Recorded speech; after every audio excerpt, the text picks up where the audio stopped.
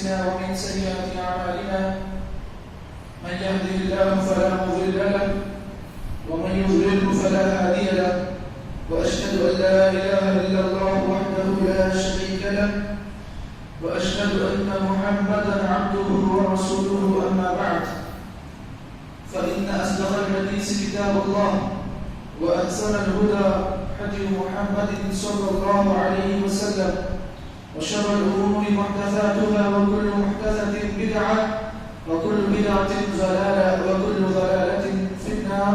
أعوذ بالله من الشيطان الرجيم من همزه ونفخه ونفسه. بسم الله الرحمن الرحيم. يا أيها الناس اتقوا ربكم الذي خلقكم من نفس واحدة وخلق منها زوجها وبث منهما رجالا كثيرا ونساء واتقوا الله الذي تساءلون به والأرحام إن الله كان عليكم رقيبا. وقال يا أيها الذين آمنوا اتقوا الله حق تقاته ولا تموتن إلا وأنتم مسلمون. وقال تعالى يا أيها الذين آمنوا اتقوا الله وقولوا قولا سديدا يصلح لكم أعمالكم ويغفر لكم ذنوبكم ومن يطع الله ورسوله فقد فاز فوزا عظيما. أعوذ بالله من الشيطان الرجيم. بسم الله الرحمن الرحيم. تلك أمة قد خلت لها ما كسبت ولكم ما كسبتم ولا تسألون عما كانوا يعملون. وقال عز وجل والذين جاءوا من بعدهم يقولون ربنا اغفر لنا ولإخواننا الذين سبقونا بالإيمان ولا تجعل في قلوبنا غلا للذين آمنوا ربنا إنك رؤوف رحيم. تمام قسم کی تعریفات بڑائی و بزرگی، شان و شوکت، عظمت و بلندی اللہ رب العالمین احکم الحاکمین مالک الملک سدا زندہ سلامت کے لائق و زیبا ہے، جس کی ملکیت میں پوری کائنات کی چیزیں ہیں. وہ اللہ تعالی جس نے اس پوری کائنات کو لفظ کن کے ذریعے سے پیدا کیا، پیدا کرنے کے ساتھ ساتھ انسانی جو بھی ضروریات تھی اس کو اس نے ادا کر دیا. اس کی حمد و ثنا بیان کرنا یہ میرے اور آپ کے لیے عین عبادت ہے.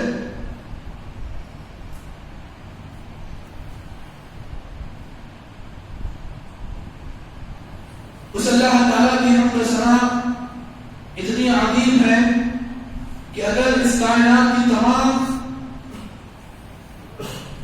درختوں کی لکڑیوں کو اگر کوئی انسان خلق بنا لے، روئے زمین پر جتنا پانی اور جتنے سمندر کے قطرات ہیں، اگر ان تمام قطرات کو اگر انسان سیاہی اور ایک بنا لے اور اللہ تعالیٰ کی تعریف لکھنا شروع کرے، تمام چیزیں ختم ہو جائیں گی، لیکن اس اللہ تعالیٰ کی تعریف توصیف بڑا ہی کبھی ختم نہیں ہوگی.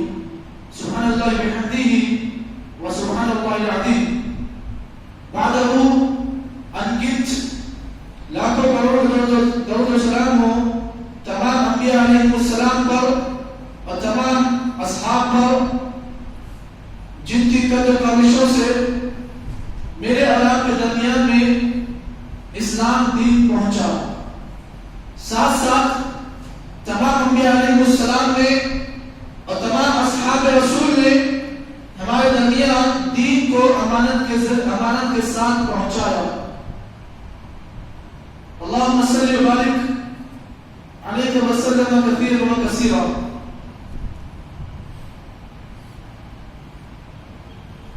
واجب الاحترام بزرگان ملت، قابل احترام نوجوانوں اور عزیز بچوں،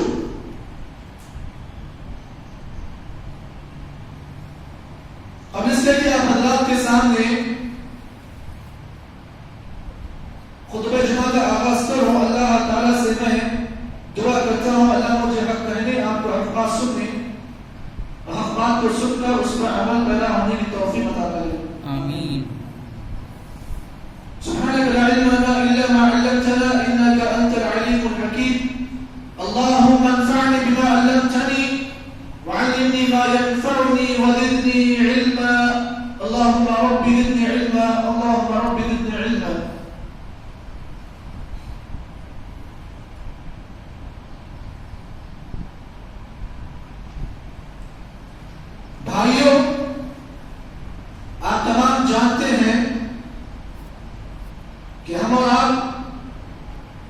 جس مہینے سے گزر رہے ہیں یہ محرم الحرام کا مہینہ ہے جو اسلامی سال کا پہلا مہینہ ہے۔ قرآن حدیث میں اس مہینے کی بہت بڑی فضیلت اور اہمیت بتائی گئی ہے۔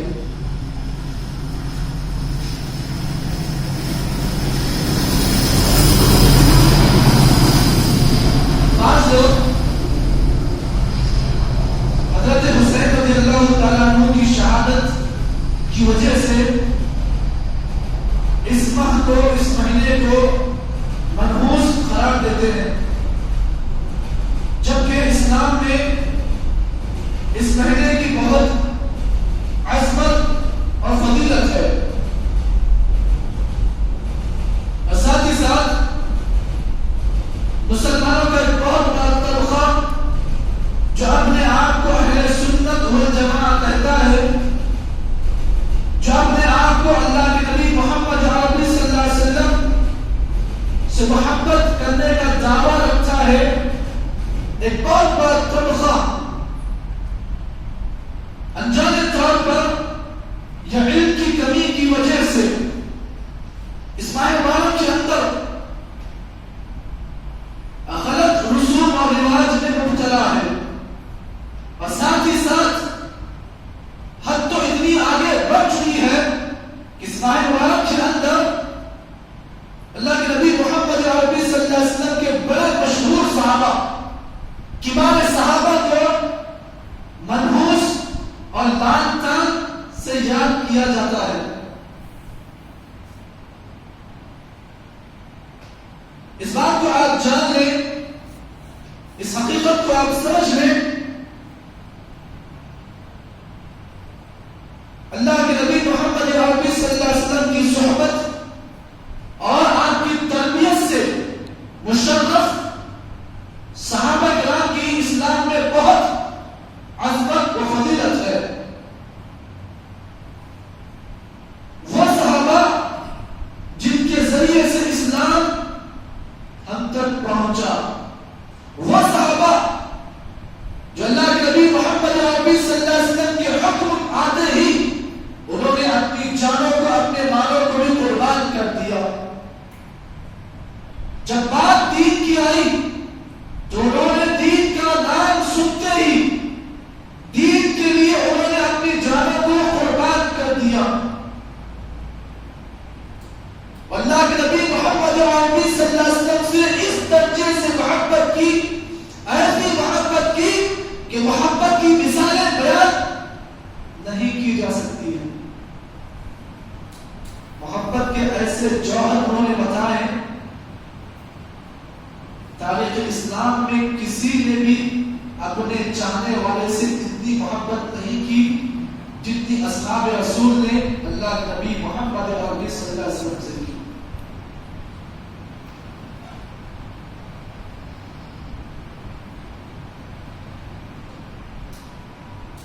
اور انہی کے ذریعے سے اسلام کے گلشن میں بہار آئی، صحابہ کی قربانیوں کے ذریعے سے اسلام ہم تک پہنچا۔ اور یہ وہ صحابہ جن کے ایمان کو اللہ تعالیٰ نے اہل ایمان کے لیے کسوٹی قرار دیا اور کہا رہتی دنیا تک کے لوگوں کے لیے ان کے ایمان کو اللہ نے کسوٹی قرار دیتے ہوئے فرمایا فَإِذْ آمَنُوا بِمِثْلِ مَا آمَنْتُم بِهِ فَقَدِ اهْتَدَوْا وَإِن تَوَلَّوْا فَإِنَّمَا هُمْ فِي شِقَاقٍ۔ لوگوں اگر تم ایمان لانا چاہتے ہو تو یاد رکھو کسوٹی کے طور پر تم صحابہ کی طرح ایمان لاؤ۔ اگر تم نے صحابہ کی طرح ایمان لایا تو یاد رکھو فقط اہتدوا، تم ہدایت یافتہ بن گئے۔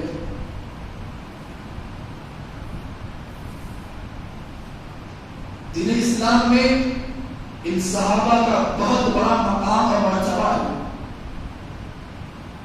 ارے ہم نے اسلام کے لیے 1% کی بھی قربانی کی تھی، ان صحابہ کو قربان چاہیے۔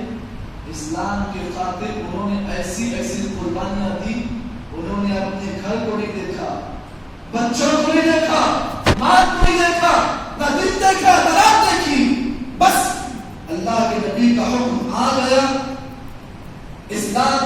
مطابق انہوں نے بلا چور چرا انہوں نے ہمیشہ آگے بڑھ کر اسلام کے لیے قربانیاں دی. لیکن آج افسوس کے ساتھ کہنا پڑتا ہے امت مسلمہ کا ایک طبقہ غلو کا شکار ہو کر محبت حسین کے نام پر غلو کے شکار ہو کر انہوں نے کیا کیا؟ صحابہ نے بڑے بڑے صحابہ کو لعن طارنا شروع کر دیا. اسی لیے ہمیشہ اسلام کہتا ہے کہ محبت کا معیار ایسا ہونا چاہیے کہ محبت میں انسان اندھا نہ بن جائے.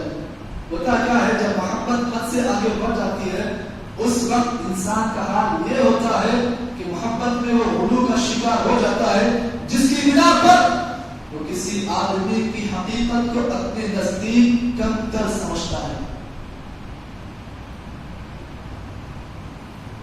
آئیے سب سے پہلے ہم مقامی صحابہ کو جانتے ہیں. آپ جانتے ہیں کہ ائمہ کرام میں سے بہت ہی مشہور امام جن کا نام امام ابو حنیفہ رحمہ اللہ ہے اصحاب رسول کے بارے میں وہ کیا کہتے ہیں ان کے قول کو آپ سماعت کر لیں. امام ابو حنیفہ رحمہ اللہ کہتے ہیں عابدین علی الحق ومع الحق نجب اللہ جميعا. ارے امام ابو حنیفہ کو ماننے والے کم از کم اس قول پر سن لیتے تو صحابہ کی گستاخی وہ نہیں کرتے. امام ابو حنیفہ نے لکھا ہے صحابہ کے مقام کے سلسلے میں عابدین علی الحق صحابہ وہ لوگ تھے جو حق پر تھے. کوئی صحابی جس کے بارے میں ہم یہ نہیں کہہ سکتے کہ نعوذ باللہ فلاں صحابی رسول ناحق تھے. امام ابو حنیفہ لکھتے ہیں عابدین علی الحق پورے صحابہ حق والے تھے. آگے لکھتے ہیں ومع الحق اور پورے صحابہ انہوں نے ہمیشہ حق کا ساتھ دیا. کوئی صحابی باطل پر کوئی صحابی نے ساتھ نہیں دیا. اس کے بعد آگے لکھتے ہیں نجب اللہ جمیعا ہم پورے صحابہ سے محبت کرتے ہیں. یہ کون لکھتے ہیں؟ امام ابو حنیفہ رحمہ اللہ. نجب اللہ جمیعا ہم ابو بکر سے لے کر بڑے سے بڑے صحابہ سے لے کر چھوٹے سے چھوٹے صحابہ سے بھی ہم محبت کرتے ہیں. ولا نذكر احدا من اصحاب رسول اللہ الا بخیر. امام ابو حنیفہ لکھتے ہیں کہ ہم اللہ کے نبی کے صحابہ میں سے کسی بھی صحابی کو ہم بھلائی کے ساتھ یاد کرتے ہیں. مطلب یہ ہے کہ ہم کسی بھی صحابی کے شان میں گستاخی نہیں کرتے ہیں. آگے انہوں نے یہ بھی لکھا ہے یہ اللہ کے نبی کی حدیث بھی ہے. اس حدیث کو سماعت کر لو اس حدیث کو سن لو. وہ لوگ جو صحابہ کی شان میں گستاخی کرتے ہیں صحابہ کے مقام میں جو لوگ کمی بیشی کرتے ہیں صحابہ کے مقام کی عزت نہیں کرتے ہیں ان کے لیے یہ حدیث کافی ہے.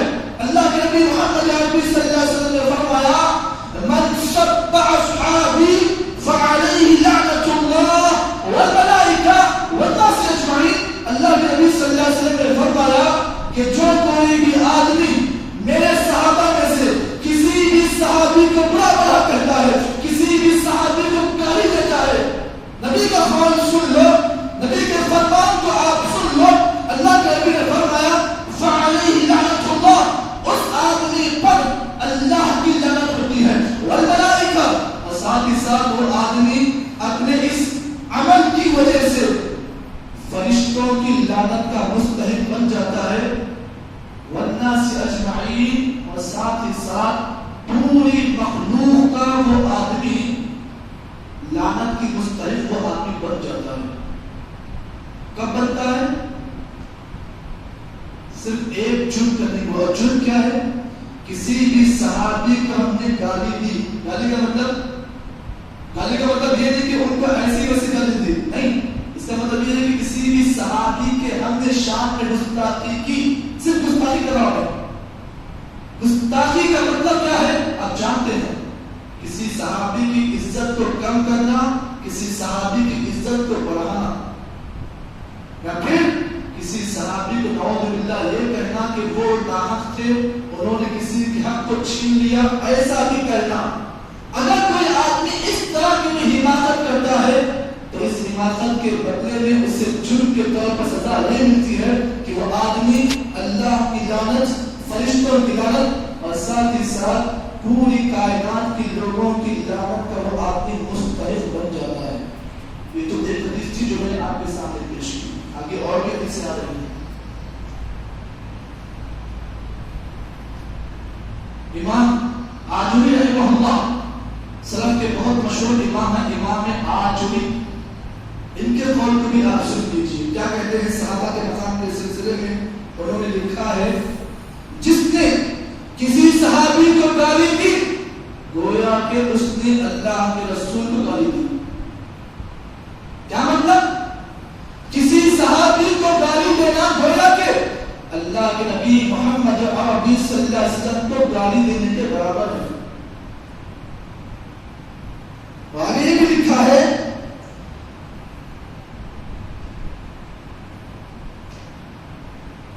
اور صحابہ کو برے الفاظ سے یاد کرنا، صحابہ کے سلسلے میں برے الفاظ کو ادا کرنا، یہ ایک ایسا عمل ہے جس کی وجہ سے آدمی کے اندر نفاق آ جاتا ہے۔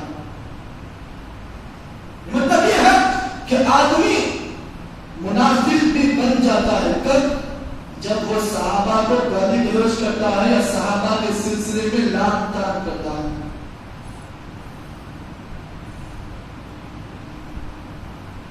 عقیدہ اہل السنہ والجماعہ، یعنی اہل سنت والجماعہ کا عقیدہ ہے۔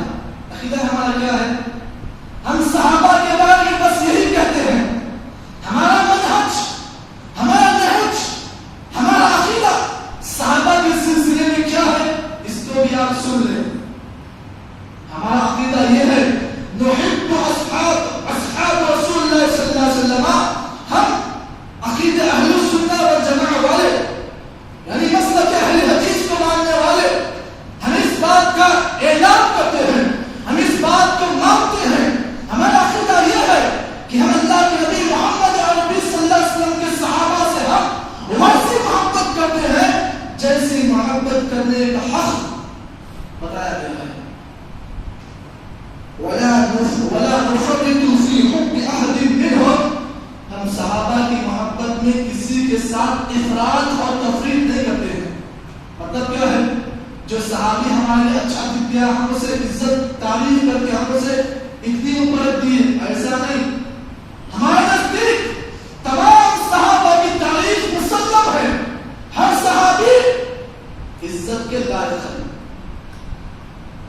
ولا نتبرأ من أحد منهم، اور ہم صحابہ کے بارے میں کبھی بھی ناراضگی کا اظہار نہیں کرتے ہیں۔ ونبغض من يبغضهم، عقیدہ اہل السنہ والجماعہ کا عقیدہ ہے جو کوئی آدمی صحابہ سے بغض رکھتا ہے، دشمنی رکھتا ہے، ہم بھی اس سے دشمنی رکھتے ہیں۔ معلوم کیا ہوا؟ آپ جانتے ہیں اس ماہ محرم کے اندر مسلمانوں کا بہت بڑا طبقہ صحابہ کے سلسلے میں نفرت کے الفاظ ادا کرتا ہے، جس میں مشہور صحابی حضرت ابو بکر بھی ہیں، حضرت عمر بھی ہیں، حضرت عبداللہ ابن عباس رضی اللہ تعالی عنہما ہیں، دیگر اور بھی صحابہ کرام ہیں جس کے سلسلے میں مسلمانوں کا بہت بڑا طبقہ ان سے ناراضگی کا اظہار کرتا ہے۔ ہمارا عقیدہ یہ ہے وَنُبْغِضُ مَن يُبْغِضُهُمْ، جو کوئی بھی آدمی صحابہ سے دشمنی کرتا ہے ہم بھی اسے دشمنی کرتے ہیں۔ وَبِغَيْرِ الْخَيْرِ نُذَكِّرُهُمْ، ہم صحابہ کو جب بھی یاد کرتے ہیں بھلائی کے ساتھ یاد کرتے ہیں، اچھائی کے ساتھ یاد کرتے ہیں۔ وَحُبُّهُمْ دِينٌ، ہمارا عقیدہ یہ ہے کہ صحابہ سے محبت کرنا یہ دین ہے، وہ ایمان، یہ ایمان ہے۔ وبغضهم كفر ونفاق وطغيان. صحابہ کے ساتھ نفرت کرنا، صحابہ کی شان میں گستاخی کرنا، صحابہ کے ساتھ دشمنی کرنا، یہ کفر ہے، یہ سرکشی ہے اور یہ نفاق ہے. اب بولو اصلی مسلمان کون؟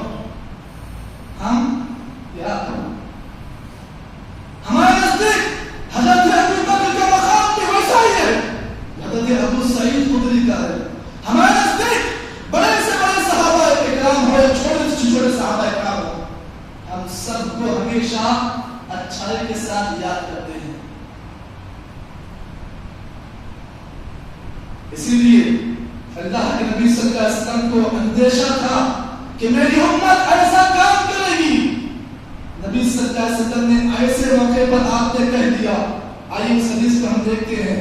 راوی حدیث حضرت ابو ہریرہ رضی اللہ تعالی عنہ ہے، جسے امام مسلم نے صحیح مسلم کتاب الفضائل میں نقل کیا ہے. راوی حدیث حضرت ابو ہریرہ رضی اللہ تعالی عنہ ہے. وعن ابي هريره رضي الله تعالى عنه قال قال رسول الله صلى الله عليه وسلم لا تسبوا اصحابي لا تسبوا اصحابي فوالذي نفسي بيدي لو انفق احدكم مثل احد ذهب ما ترك مد احد ولا نصيفا. رواه مسلم.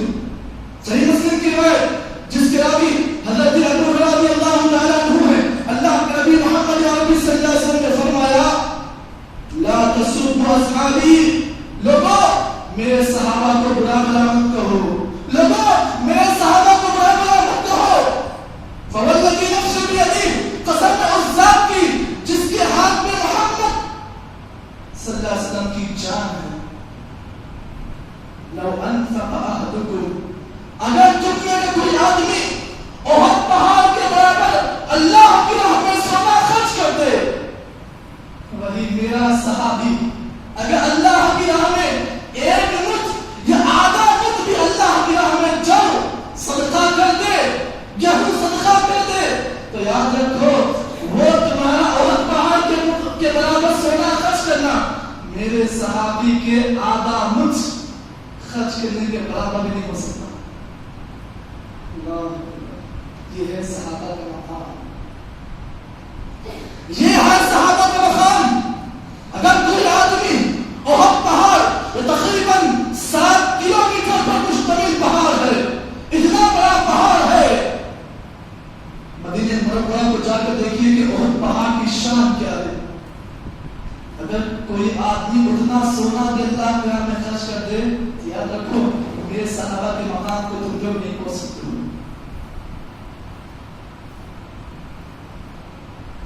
ارے حدیثوں کا علم رکھ لو. اگر علم رکھو گے تو کسی صحابی کو برا بلا کہنے سے پہلے 1,00,000 بار سوچو گے. جہاں تک حضرت حسن اور حسین رضی اللہ تعالیٰ عنہ کا معاملہ ہے، الحمدللہ ہم اس بات کو مانتے ہیں، ہم اس بات کو تسلیم کرتے ہیں کہ حضرت حسن اور حسین رضی اللہ تعالیٰ عنہ یہ اللہ کے نبی محمد عربی صلی اللہ علیہ وسلم کے نواسے ہیں. ہم ان سے عقیدت رکھتے ہیں، ہم ان سے محبت رکھتے ہیں.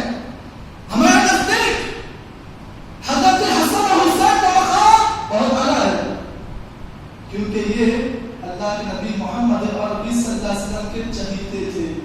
نبی اکرم صلی اللہ علیہ وسلم ان دونوں سے بڑی محبت کیا کرتے تھے. لیکن ہم محبت میں غلو نہیں کرتے ہیں. ہم ایسا نہیں ہے کہ فلاں سے محبت کر لی فلاں کو چھوڑ دیا، ایسا نہیں. ہم محبت صحابہ سے کرتے ہیں تو ایک درجے کی محبت کرتے ہیں، سب کو ایک مقام پر رکھتے ہیں.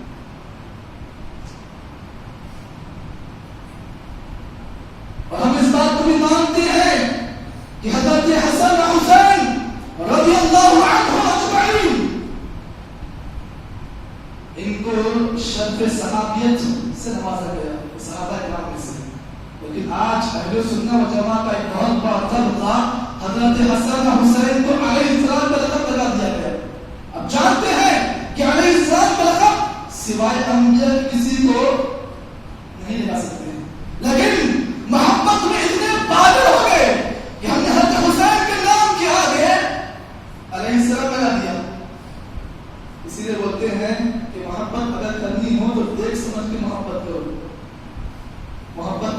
آگے بڑھ جاتے ہو تو ایسے ہی ہوتا ہے.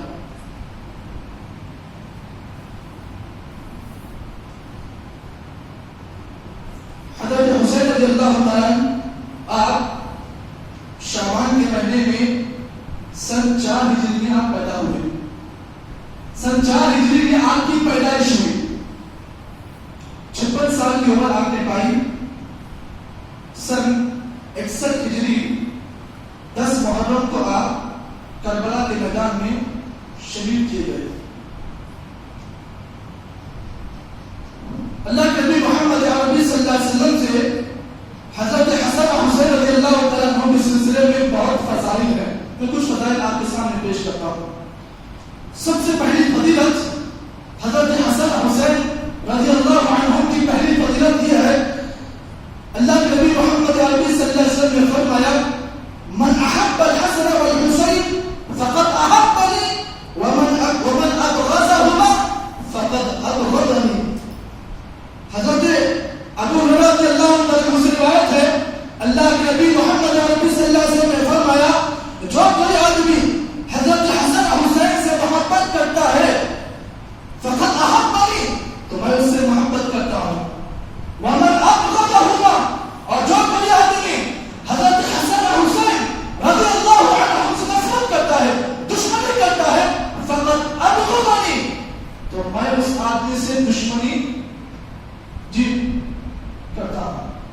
یہ پہلی حدیث ہے حضرت حسن حسین کے فضیلت کے سلسلے میں.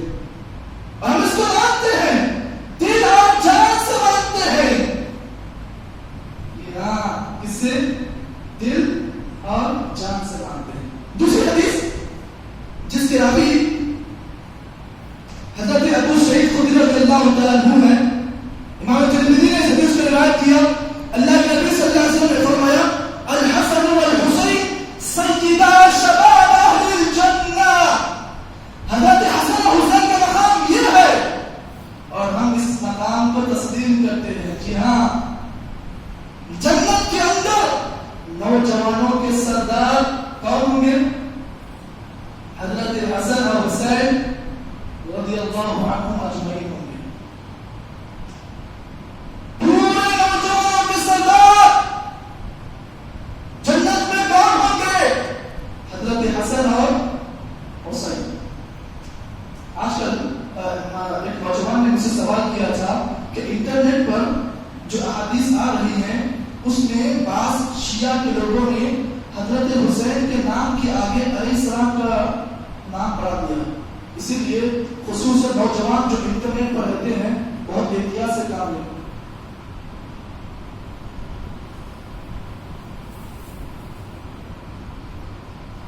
حضرت حسین رضی اللہ تعالیٰ عنہ کی فضیلت کے سلسلے میں اس بات کو یاد رکھیں، حضرت حسین رضی اللہ تعالیٰ اللہ کے نبی کے وہ صحابی تھے کثیر الصوم والصدقہ.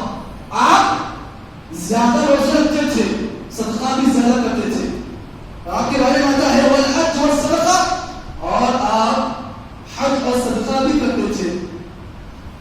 وافعال الخير جميعهما، جو بھی نیکی کے کام ہوتے حضرت حسین رضی اللہ عنہ بہت زیادہ کرتے تھے.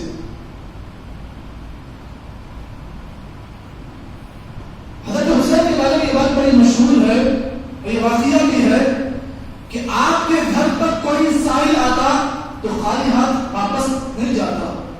حضرت حسین رضی اللہ عنہ جب بھی کوئی فقیر، جب بھی کوئی مانگنے والا ان کے دروازے پر آتا تو حضرت حسین رضی اللہ عنہ گھر میں جو کچھ بھی ہوتا اسے دے دیتے. ایک مرتبہ کیا ہوا، ایک سائل ان کے گھر کے پاس آیا، کھٹکر مارا. حسین رضی اللہ عنہ نے کیا کیا، ایک تھیلی جو اشرفیوں سے بھری ہوئی تھی اس کو دے دیا. کہا کہ ہمارے پاس ہمارے گھر میں جتنا تھا ہم نے تم کو دے دیا، اب ہمارے پاس اس سے زیادہ نہیں ہے، ہم معافی چاہتے ہیں کہ ہم نے تمہیں اتنا کم مار دیا. حالانکہ تھیلی پر اشرفی دینا اللہ اکبر کتنا بڑا صدقہ آپ نے کیا. اس سے آپ اندازہ لگا لیں کہ حضرت حسین رضی اللہ تعالیٰ ایسے خصوصیات آپ کو نہیں ملی. آپ صدقہ بھی کرتے تھے، آپ روزوں کا بھی اہتمام کرتے تھے، آپ حج کا بھی اہتمام کرتے تھے. یہ کچھ فضائل ہیں جو حضرت حسین کے میں نے آپ کے سامنے پیش کی. اب آگے ہم چلتے ہیں حضرت معاویہ رضی اللہ تعالیٰ عنہ کے فضیلت کے سلسلے میں. اب جانتے ہیں کہ کسی بھی خبر اور کسی بھی واقعے کی تصدیق کے لیے تاریخ کا ہونا بہت ضروری ہے. حضرت حسین رضی اللہ تعالیٰ عنہ کی تاریخ کے سلسلے میں جو واقعہ کربلا کا واقعہ ہے اس میں کیا ہوا؟ دو گروپ ہو گئے. ایک گروپ علماء اہل سنت کا اور دوسرا گروپ شیعہ کا. واقعے کی تصدیق، خبر کی تصدیق کے تاریخ کا ہونا بہت ضروری ہے. لیکن افسوس کے ساتھ یہ کہنا پڑتا ہے کہ حضرت حسین رضی اللہ تعالیٰ کے واقعے میں، کربلا کے واقعے میں لوگوں نے تاریخ کے ساتھ کھلواڑ کیا. تاریخ کو الٹ پلٹ کر دیا. تاریخ کچھ اور تھی، لوگوں کے سامنے تاریخ کو کچھ الگ انداز سے بیان کیا گیا. صحیح تاریخ کو دفنایا گیا اور غلط تاریخ کو لوگوں میں عام کیا گیا. اس میں شیعہ کا بہت بڑا ہاتھ تھا. آپ جانتے ہیں سن 40 ہجری میں حضرت معاویہ رضی اللہ تعالی عنہ خلیفہ بنائے گئے. کب؟ سن 40 ہجری میں. میں آپ کے سامنے صحیح تاریخ کو پیش کر رہا ہوں. جو تاریخ میں نے پڑھی اس کو آپ کے سامنے پیش کر رہا ہوں. سن 40 ہجری میں حضرت معاویہ رضی اللہ تعالی عنہ کو خلیفۃ المسلمین بنایا گیا. آپ سن 60 ہجری تک آپ خلیفہ رہے. یعنی 40 سے 60 کتنے 20 سال آپ خلیفہ رہے. دیکھیے تاریخ کو بڑی احتیاط سے آپ سنیں، غور سے سنیں. اور جو لوگ تاریخ کو پیش کریں آج کے موقع پر، آپ جمعہ کے دن غلط تاریخ کو پیش کریں. صحیح تاریخ کتابیں موجود ہیں لیکن اسے پڑھنے والا نہیں. سن 40 میں آپ خلیفہ بنائے گئے، سن 60 تک آپ خلیفہ رہے.